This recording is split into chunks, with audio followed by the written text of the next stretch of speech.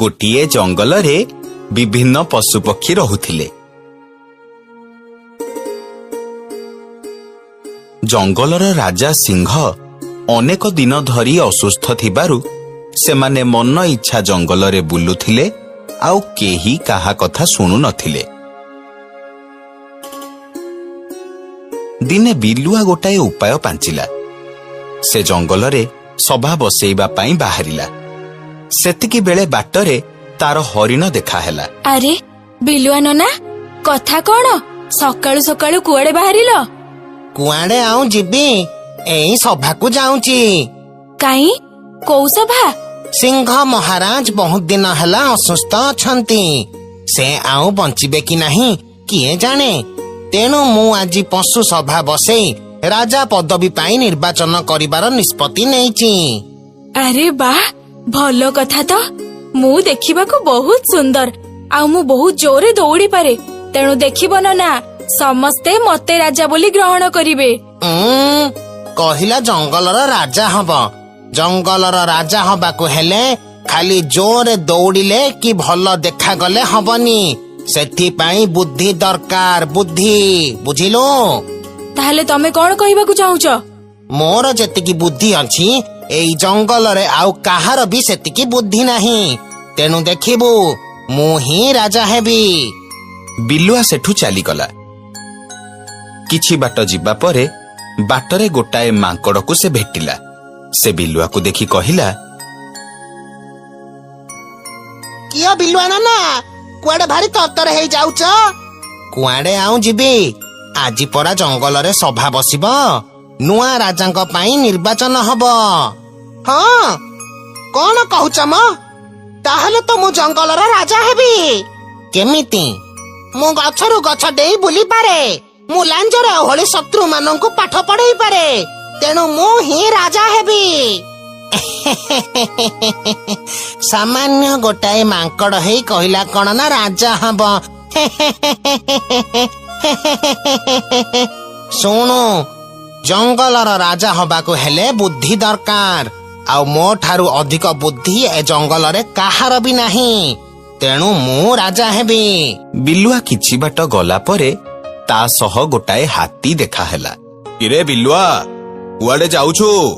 ଜଙ୍ଗଲରେ ଆଜି ସଭା ବସିବ ତ, ସେଇଠିକି ଯାଉଛି। ସଭା? କାଇଁ, କି ସଭା ବସିବ କି? ରାଜାଙ୍କ ଦେହ ତ ଖରାପ, କେତେବେଳେ କୋଉ କଥା କିଏ ଜାଣେ। ତେଣୁ ଆଜି ନୂଆ ରାଜା ବଛା ହେବେ। ସଭାରେ ନିର୍ବାଚନ ହବ। ଏଇ ଗୋଟାଏ କଥା। ଶୁଣୁ, ଦେଖିବୁ ମୁଁ ହିଁ ଜଙ୍ଗଲର ରାଜା ହେବି।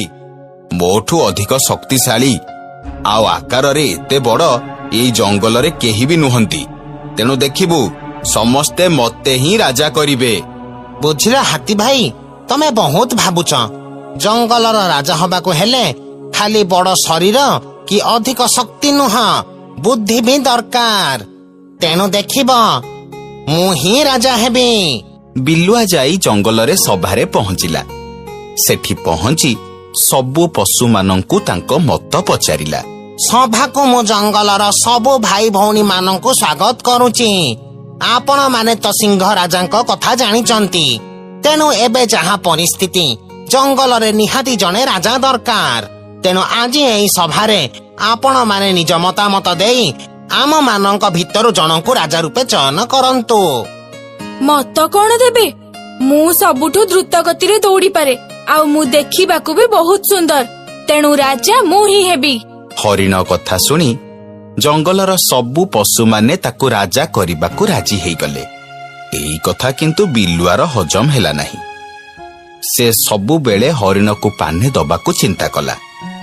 ଦିନେ ଜଙ୍ଗଲରେ ଗୋଟାଏ ଫୁଲ ଗଛ ମୂଳରେ ସେ ଗୋଟାଏ ଜାଲ ପକେଇଦେଲା ଆଉ ସିଧା ଯାଇ ହରିଣ ପାଖରେ ପହଞ୍ଚିଲା। ମହାରାଜଙ୍କର ଜୟ ହଉ। ଆରେ ବିଲୁଆ ଭାଇ, ତମେ? କୁହ, ଆଜି ହଠାତ୍ ଏଠିକି କାହିଁ ଆସିଲ?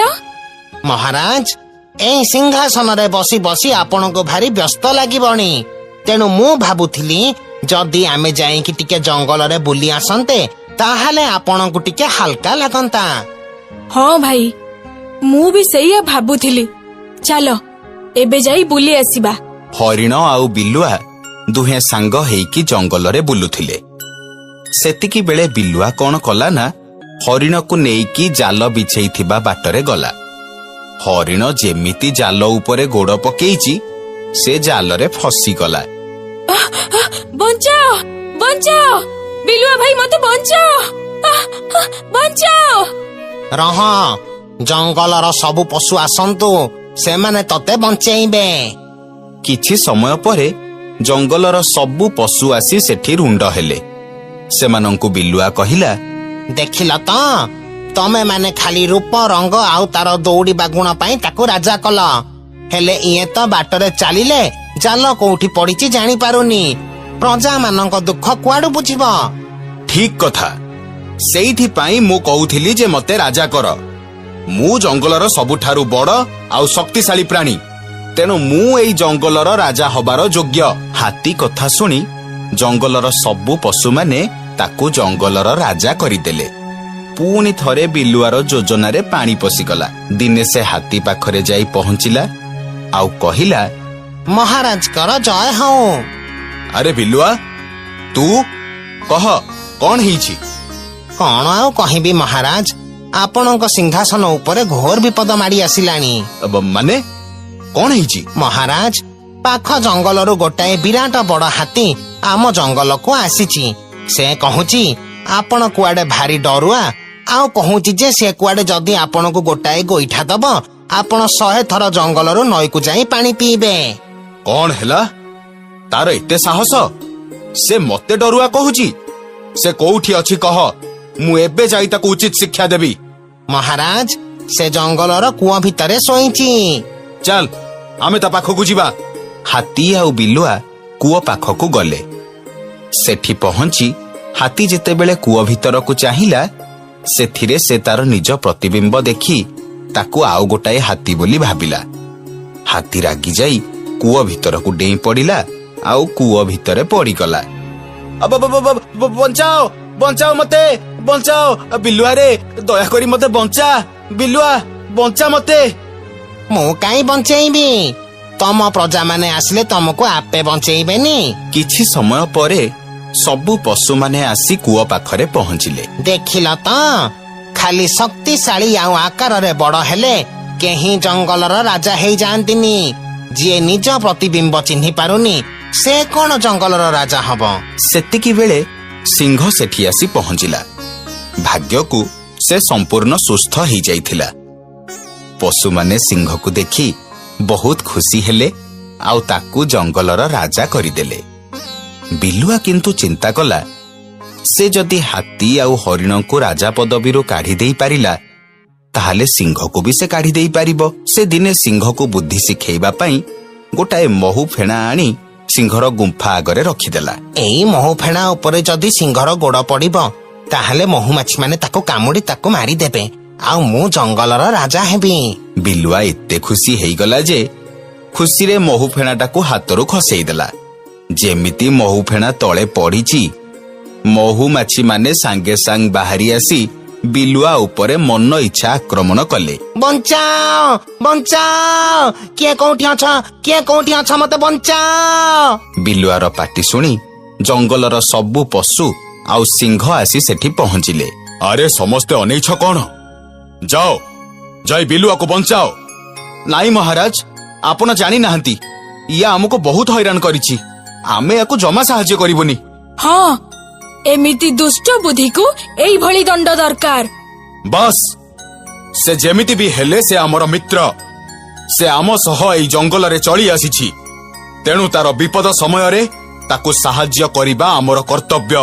ସିଂହ କଥା ଶୁଣି ଜଙ୍ଗଲର ଅନ୍ୟ ପ୍ରାଣୀମାନେ ବିଲୁଆକୁ ଯାଇ ସାହାଯ୍ୟ କଲେ ଆଉ ମହୁମାଛିମାନେ ସେଠୁ ଉଡି ଚାଲିଗଲେ। ମହାରାଜ, ମୁଁ ଆଜି ଲଜ୍ଜିତ, ମତେ କ୍ଷମା କରନ୍ତୁ। ଜଙ୍ଗଲର ରାଜା ହବାକୁ ମୁଁ ଅନ୍ୟ ପଶୁମାନଙ୍କୁ ବହୁତ ହଇରାଣ କରିଛି। ଏମିତିକି ଆପଣଙ୍କର କ୍ଷତି କରିବାକୁ ବି ମୁଁ ଚେଷ୍ଟା କରିଥିଲି, ହେଲେ ଆଜି ମୁଁ ଅନୁତପ୍ତ। ଆପଣ ଭୁଲ ଠିକ ବିଚାର ନ କରି ମତେ ପ୍ରଥମେ ଉଦ୍ଧାର କଲେ, ତେଣୁ ଆପଣ ହିଁ ଜଙ୍ଗଲର ପ୍ରକୃତ ରାଜା।